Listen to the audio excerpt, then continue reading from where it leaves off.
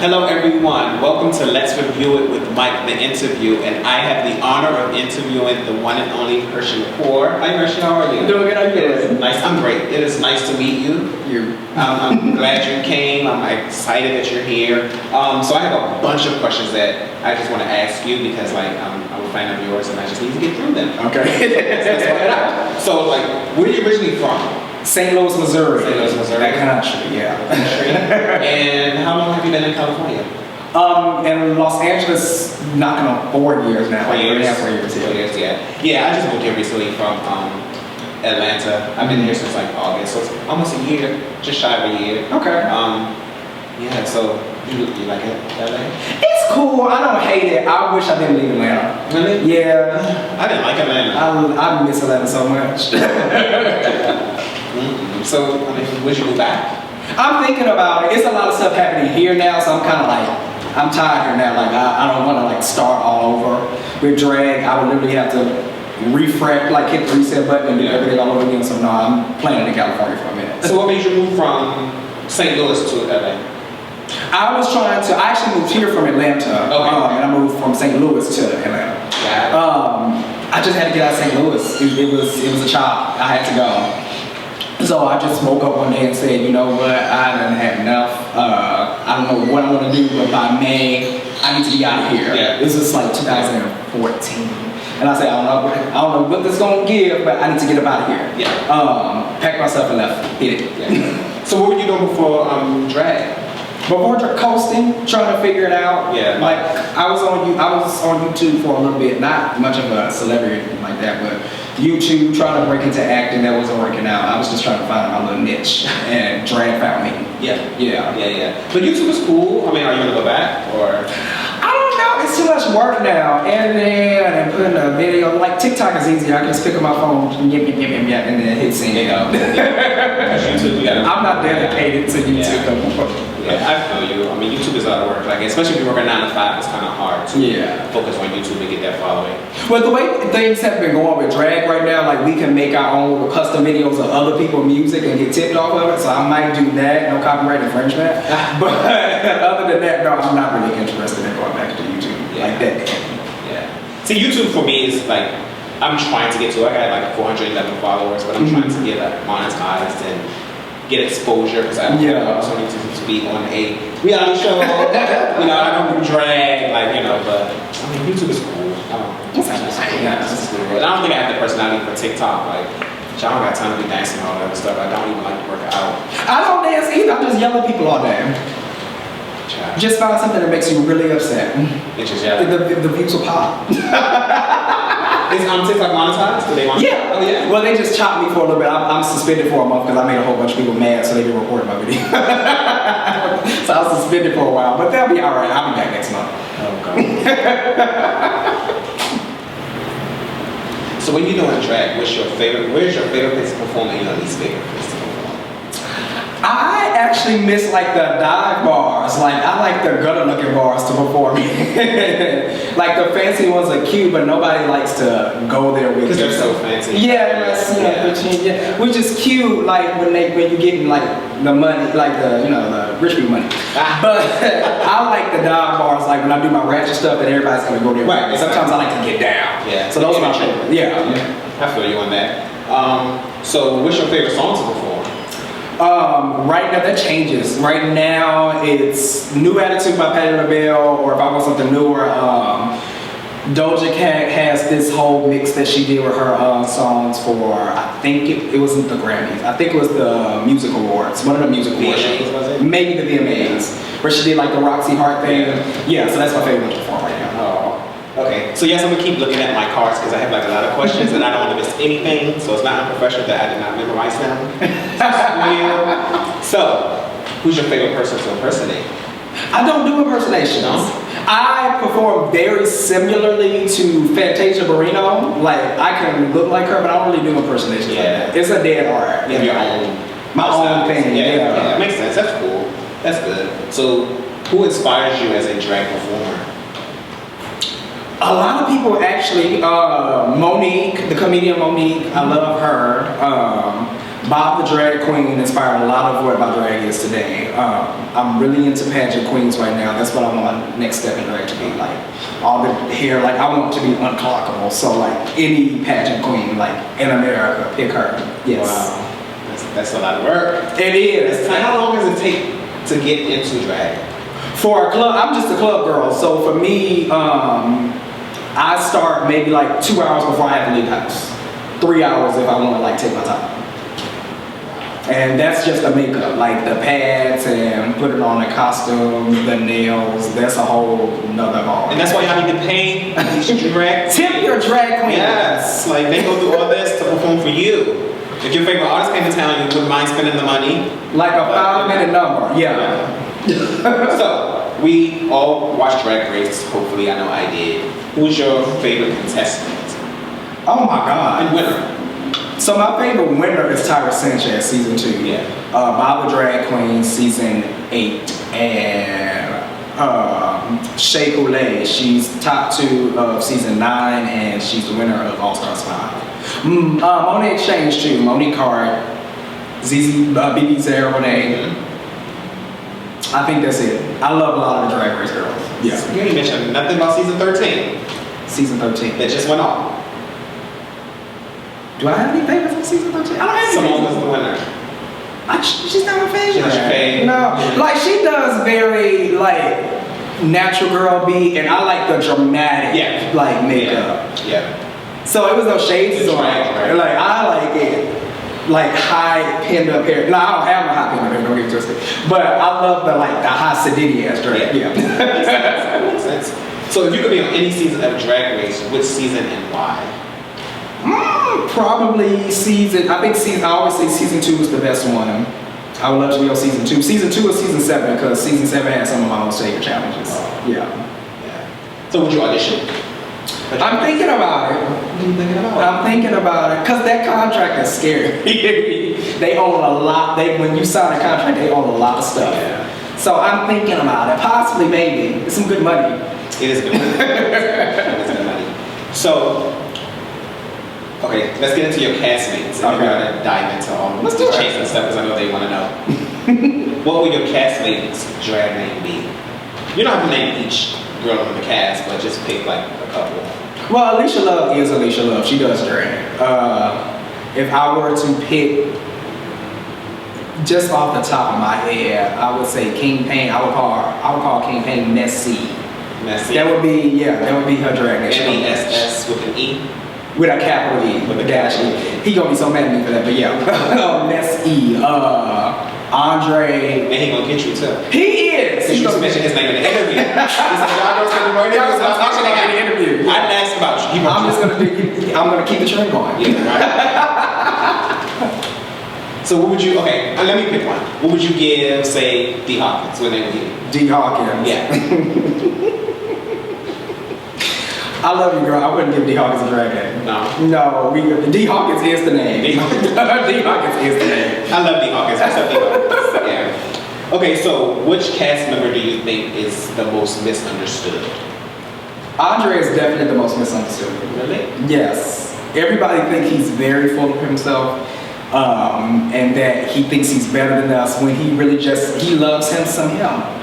Shout out to his brand, but he loves which I had a short set by him. I wore. Yeah, Andre loves himself and he doesn't mind saying I love me, and that throws a lot of people off. But see, we can only judge by what we see. You guys were filming for hours a day, so you have a different, opinion, which is what you're supposed to have. Yeah. So you would say Andre.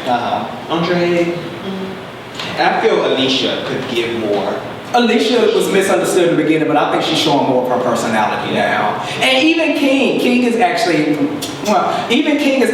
a little bit misunderstood. Like I gave him the name Messi, but he's a reality star. Like he gives what reality is. YouTube personality. Yeah. And he's definitely good TV. Very much. At first I was like, I don't know about King Pain, but then seeing him, I just like.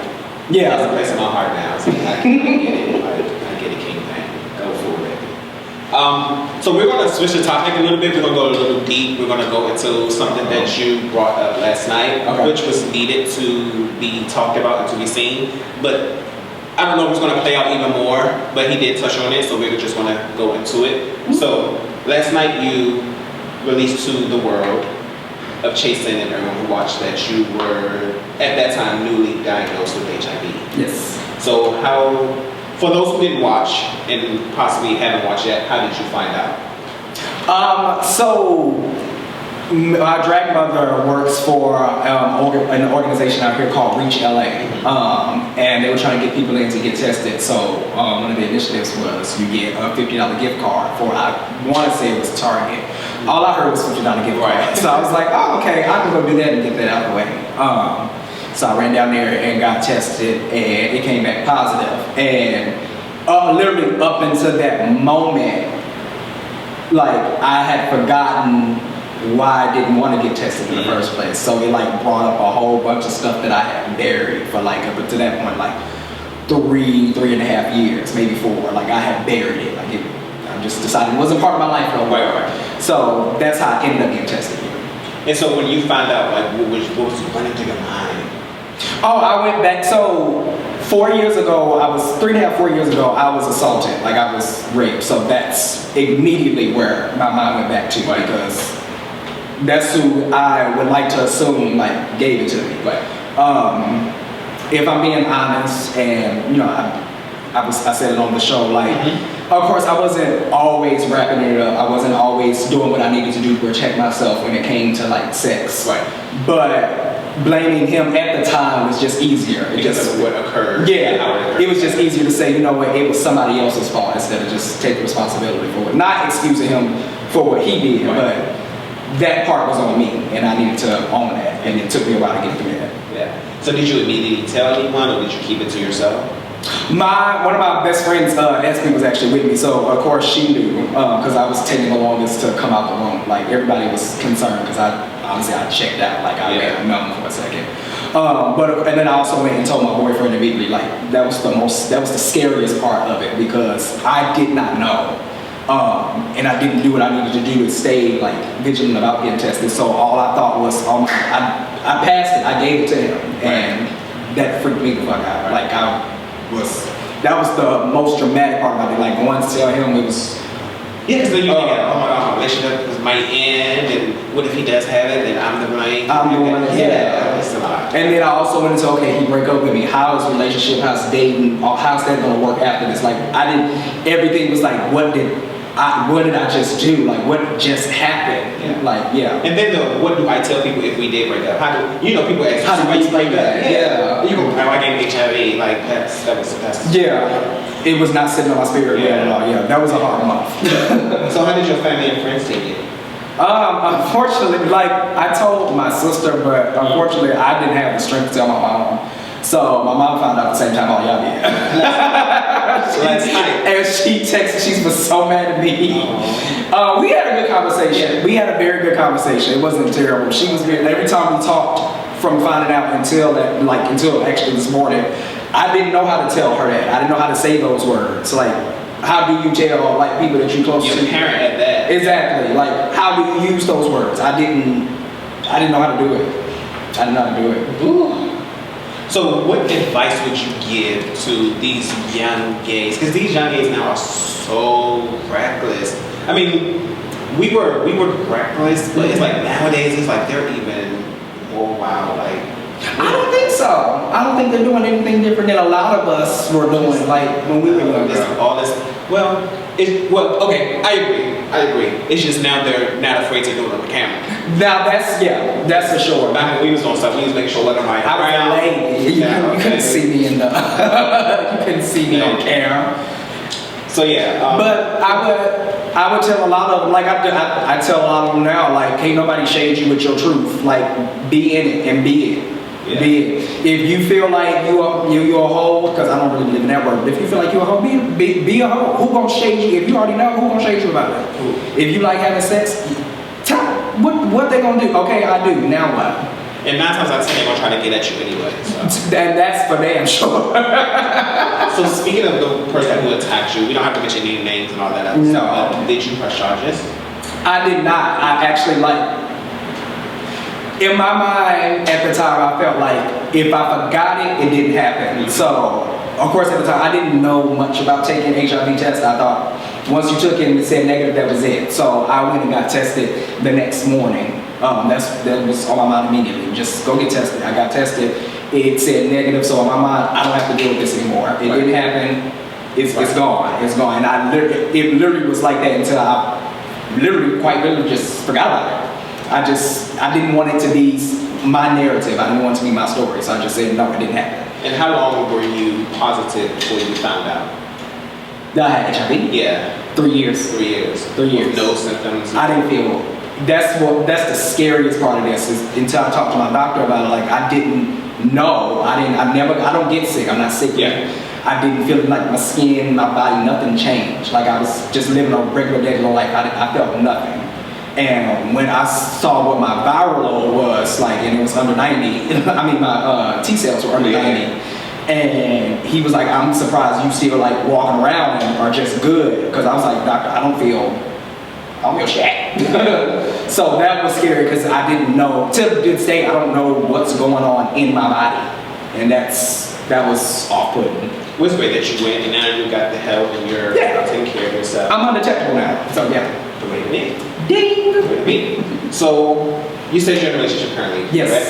Yes. So, this question is kind of like, doesn't apply to you. I still want to ask, how was like being in a relationship, HIV positive, being a partner is negative? So, how does that work? We had a conversation about it. We have a lot of conversations about it now, actually, because he likes to check. I still do I don't suggest anybody do it, but it's kind of unhealthy. But the way I cope with it right now is I know I have other stuff to do, so what's in my face now is make sure you're on your meds, make sure you go to your doctor. That's it. The mental side of it, I'm still working out how I feel about it. And there was a while that I forgot that he's kind of dealing with it too because we're in a relationship together.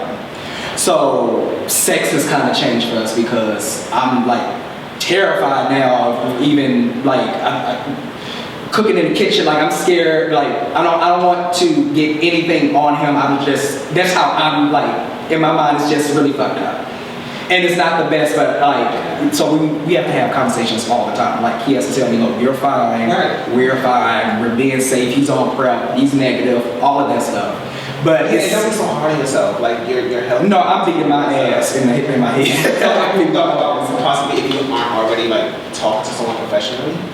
Yeah, I can't afford it, but I am trying. Like they do have programs that I can go through. Right. I'm just on the waiting list right now to like get there. Especially with the pandemic, everybody's going through issues and stuff. Yeah, the best I'm doing with my mental health right now is just being honest about how I'm feeling.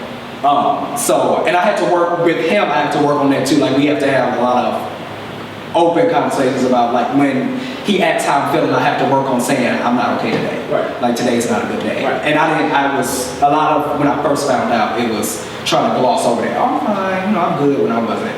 So we're getting better with communicating that with each other. Like today's an off day. So have you always been that way, even growing up in the household with your parents, that you just bury stuff under the rug? Yes. Yeah, just in my mind, like I have other stuff to do. So do you journal? Do you? I work. Get your thoughts out. Like I work. It sounds like getting your thoughts out. Like do you journal or you just work? I just work. Like if I know I have something it doesn't sound good, but if I know I got other stuff to do, that other stuff can wait is how I feel about it. Like I know I got to work on my makeup today, so that can wait. I got a show today, that can wait. I gotta buy a new wig, that can wait. That's how I cope. So just like in the black household, like put that shit aside, you got other stuff to worry about right now. But then when something triggers it, it's like you didn't even deal with it, so now you have that and this, and then you're like shit all the way. Like watching the episode, being in I would say that I'm fine. We went to those green screens. I had everybody in the room crying because I thought I would sit there and think I'm fine with it, and then I would have to talk about it, and then it's like, oh shit, here it and is. that's why you should journal, because journal you can just write everything out, and no one is reading, no one is judging you. And you just write everything, and it's therapeutic. I'm working on it. Like you say, you speak about it and it feels good. Yeah. So just journal.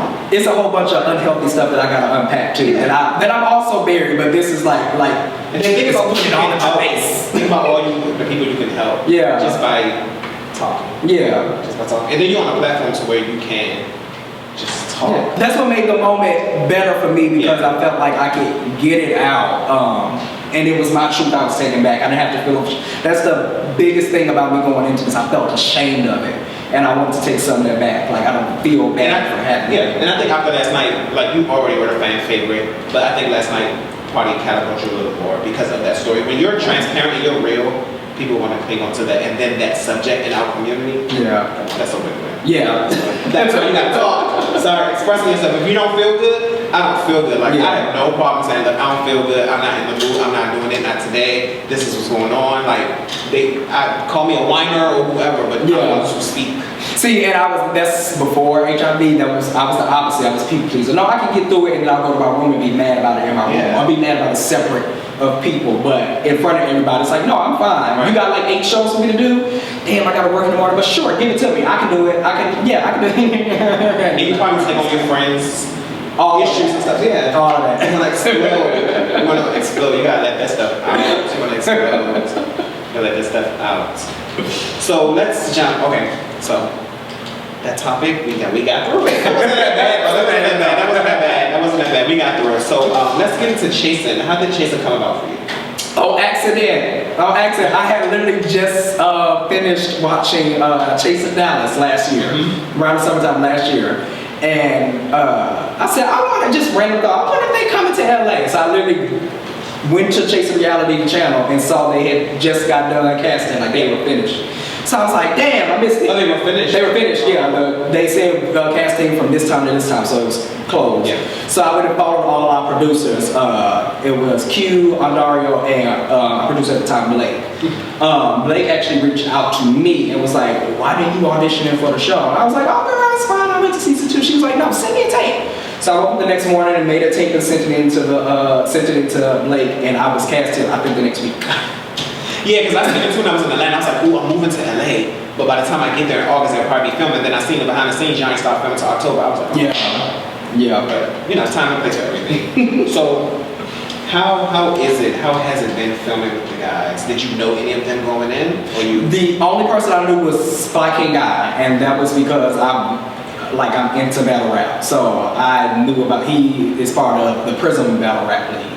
So, and other leagues too, but that's where I was introduced to him. That was Prism. So I knew him coming in, but everybody else not familiar with. So how are you with all this drama? Like, we see you when you green screens and you're giving your thoughts, which you can't open up, like I told you to do before.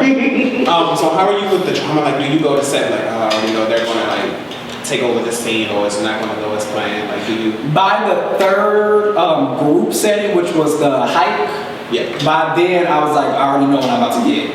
The first night threw everybody. I think it threw everybody off, even the people that was in the drama. Like, I think it threw all of us off. But I keep telling everybody that whole first night was just alcohol and misunderstandings. Yeah. Like, everybody was drinking and then taking everybody else's comments out of context, and it was going somewhere else. For the most part, when they got real deep in their arguments, in my mind, it was petty, so I would check out. Yeah, of course. I was going somewhere else. Yeah. And then by the time we get to, which y'all are going to see on episode 6, I think it's on. I think we're on now. Episode 5, I believe. Episode 6, y'all are going to see the whole dinner scene. By that scene, I literally had like, girl, have it. Y'all argue. Where's the chicken wings? Because to be honest, we didn't even see you at the dinner scene. Like, we seen you came in, but when all that stuff occurred, we didn't see you anymore. Yeah, because I was in the back eating. Look. They start arguing. I literally got up and said, so where's the food? Y'all do all this at the front. I'll be back here. And usually the person that's not in the drama, we're like, oh, why they here? They not into the drama. But that was my biggest concern. It works for you not getting in the drama, because then when you have your scenes or you're just speaking, it works. Like, that wins in your favor. Yeah, that was my biggest concern. By the time we're done film, I said, everybody's gonna watch the show and want Hershii off of it, because I'm not in none of this mess, because I'm over all of this. They gonna want me off the show. But then you got your punchlines, like, we just met, which you need to capitalize off, like it's some shirts or something, and start selling it. I'm selling it, they will buy it, I will buy it. But yeah, it's like, usually the person that's not in the drama, we're like, oh, they're boring. But it's not the case for you. Like, it's actually working for you. Like, even when they were on the hike in the trail, you would just land on the yoga mat and just like... We were just stretching. Like, everybody was stretching and stuff, and then all of a sudden, I look behind me and everybody's arguing. So I'm like, Oh, girl. So when did I climb these stairs for? Because I can leave my burdens at the bottom of the steps. So it's a cast of 10, correct? Yes. How many, you don't have to name names because I don't want to start anything, but how many out of the 10 you feel are putting on for cameras? I wouldn't say putting on, but I will say their personality turns up a little bit. It's about 3. 3? 3. I think I know what you're talking about. Yeah. There's 3 that turns up a little bit. Not that it's not who they are, but it goes a little bit. They fight for a position of power. Not even fighting for a position of power, and I can't even say fight to be seen, but it's just, but you can tell they know the camera's on. Mm-hmm. So it's like they're making sure they make their points. Yeah. If that makes sense, yeah. So let's see, this was good. So, alright, let's jump in. So let's talk your favorite place to eat. Like, what's your favorite fast food places to eat? Popeyes? Fried chicken. Fried chicken. Ain't nothing like a fried burger. No. Gosh, I'm country. So, you were in line for them damn chicken sandwiches? Absolutely not. No. I was going to let you girls try, but I wasn't I wasn't going to do. Yeah. But I did wait a month and then I got my fried chicken sandwich. I don't care for it. I didn't like it. Like, it wasn't. So it was good when it first came out, but when they started mass producing it, like when everybody got on, that's when it got nasty. Because they just stopped caring about the ingredients and just pushed it out. Yeah. You know who fried chicken sandwich is surprisingly like OD good? Burger King. Burger King? They have a fried chicken sandwich now, and it's delicious for no reason. I haven't had Burger King in a while. And I know y'all like your fat ass not has some Burger King, but no, I have not. It is like delicious for no reason. Really? Yes. So Popeyes. Popeyes is good though. I don't eat their chicken sandwiches no more. I went back to my 4-piece. For $20? For $20? 8. Because Popeyes is expensive. Out here it is, yeah. Please. No, it's $10. 4-piece. I get me a sweet tea with a lemonade on the side so I can mix it. Use your app. Yeah. He's still black, He's still black. I'm colored. So let's talk about social media and the influence of social media because, like I said, I met you through the show. Yeah. So I heard that you were like a big TikTok person. Yeah, I get in trouble there all the time. So there was this promotion going on with TikTok for a while, and they were paying drag queens $600 to like promote the app. I never got $600. Oh no. But they were paying us to promote the app, and that's how I ended up on it. And then I just played on and off. And then, of course, when COVID happened, like shut everything down, I was on there just every day, like scrolling and talking. And I blew up like out of nowhere because I'm always running my mouth on somebody's something about something. It could be any controversial topic. If I got an opinion, I'm gonna give it. Yeah. And I think my biggest video right now was a lot about like my drag videos when I'm in makeup. There was a whole debacle about bisexual men. I was in all of that. I was TikTok beefing with the girl that I blocked that keeps on making videos about me. Not TikTok beef. There was the situation with Gorilla Glue Girl. I was in all of that. I was featured in a couple of vlogs with that video. Yeah. So you said something that was back to what I said, and I think like you didn't catch it. You said that when I'm honest and giving my opinion, in something it blows up. Yeah. Remember, I just said you need to speak, tell the truth, and it will set you free. So it all goes in. It's honestly why I'm quiet about my opinions on a lot of the show because I'll make some of the cast members like mad at me. It's fine. It's gonna be mad at anything. Oh, it's gonna happen at the reunion. I see it. Go for it. Just no fighting. Because you ain't fight all season, so just let them have it. No, if they come at you, just from a distance. I told them I break up in my cheap little heels. I break up 2 fights the rest of the season. I told them at the reunion I am not moving out my seat no more. So like put me at the end of the couch where y'all keep Candy and the rest of them girls and they start get off me. I don't see them doing that though. No, I don't see that. And Candy ain't about to let it happen. Yeah, I don't see them doing that. Not to you anyway. No. They got their own issues. They can have. But it's so funny because they have their issues, but then they beefing on social media, but then you see them they brunch together. So it's like, what are you doing? Like, what's make it make sense. And then some of it where we mess up, some of it we're still learning how reality works out. So where we messed up at the beginning of the show is a lot of us were talking off camera, and that's where some of the beef kind of popped up out of nowhere. It's because we've been talking off camera too. Yeah. So we are learning ourselves how this stuff is. So does production play a part in some of the beef? No. Everybody believes it's contrived and fake, but no. Every beat that you see pop up out of nowhere, it literally, us sitting on set are looking to like, girl, where did this come from? When did y'all get mad at each other? So what were your thoughts on Imani's very first review of you guys? Because that was, she hit hard. I would have liked her to focus more on the cast as opposed to her. But I agree with what she was saying. Like, she was saying she couldn't come up with a fair opinion because she wasn't given anything. And that I could agree with. Like, I wanted the episode to be longer. No shade to the Power of Three. But I did think that segment should have been chopped and it should have been more about introducing the new cast as opposed to all those stuff. Like, we see y'all season just went off. You know, nobody's really checking for that right now. Let's talk about us. Well, they should have came, and it was a group event, and they should have welcomed you guys to the Chasing Reality. I can see that too. Yeah. I mean, I saw what Q was trying to do with the moment that they made, but the first episode should have been more on us, in my opinion. Yeah. So, we're gonna wrap up shortly, but do you have any dreams and aspirations that you see for yourself in the near future? I'm about to make my little segue into Patrick Drag. Like, I want to win some titles. I'm working on it's still a work in progress, but I'm working on like a web series, but like a voiceover web series, not like on camera, but we do voiceover type stuff. So it's gonna be like a podcast like setup, but a story if that makes sense. Cool. So I'm working on that, and I'm probably gonna be a daddy soon, which Really? Yeah, me and my boyfriend adopting his nephew. Oh, that's cool. So he's gonna move out here with us. See, you're such a nice person. Like, Trinity! So are you gonna come back for season 2? Yes! You will? I would if I was actually. You're not on right, right? So. I would if I was actually. You're gonna speak it to existence. I'm not speaking. No, definitely. I would like to come back for a season 2. I don't think I showed enough of my dragon. I definitely want to show more. Fair enough. And COVID stopped all that. But I did appreciate what of my story that I did get to tell. Yeah. I mean, season 1, trial and error. That's why we laugh at Kiki, but it's a lot of work. Oh man. I'm my own team. Like, I had season 1 of my own reality show, and I'm currently doing season 2. I'm my own team. I'm my own financial person. I'm my own booking. All of that. Like, the only thing I don't do is hold the camera and edit. Everything else I do. But yeah, so that's good. Season 2, I definitely see you back for season 2. Yeah, I would come back. Yeah, I definitely see you back for season 2. You're like the balance of the show. Like, you keep it real. So, but if you had your own show, what would you call it? The LiqCour Hour? The LiqCour Hour, what would it be about? I don't know, I see myself more of a talk show type of person. I don't want to get into that, but I have opinions on like damn near everything, so it'll be more like a hot topic like type of situation, talking about random topics and stuff, if I were to do it. That'd be cool. Why not? Would you do it in full drag, or you do it as? I don't know, probably in full drag. Probably drag, just to give me a reason to dress up. Like that. Yeah, give me a reason to dress up. That would be hot though. You'd be the first one to do that. Yeah. Because we don't have that. I can see that. I mean, That would be hot. That would be hot. Because we don't have that. We don't.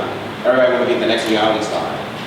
Yeah, I love reality TV, but like, Too much work. Then after it, then what? It gotta go somewhere else. But I think I'm like not reality. I don't like saying reality star, but like I popped off on Chasing LA, which gagged the fuck out of me, honestly, because I just knew people was not going to check for me on the show. But you see, transparency wins. Yeah. Being yourself wins. You didn't have to give much, but who you were, and it wins. Yeah. It translates. So even if you come back, you don't have to try. You don't have to create storylines. You don't have to, because you're being yourself. Yeah. So you'll win. You're fine. You're a winner. You're a winner, baby. As you will hear soon. So that's it for the interview. I'm not gonna take too much of your time. I know you said that you had like 10 interviews prior. Your book. 3, yeah. This was a day. So where could people find you? If they want to follow you, see your work, come support you, where would they find you?